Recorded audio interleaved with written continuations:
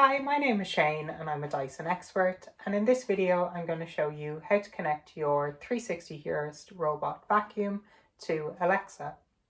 By connecting your machine to Alexa, it's going to enable you to send voice commands to us.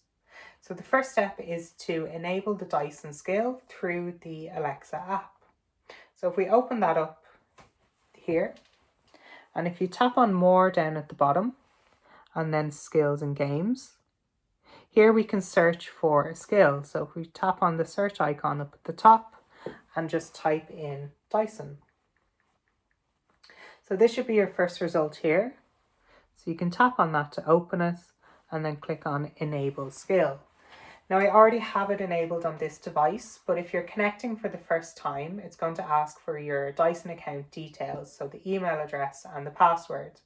Once you've entered those, it will then search for any machines on the network that it can connect to, and once it's finished connecting, you're then ready to send a voice command. Alexa, turn on the Dyson 360 Heurist. Okay. So it's now sent that request to the 360 Heurist, processing it, and it will begin cleaning in a moment. So you can see off it goes there.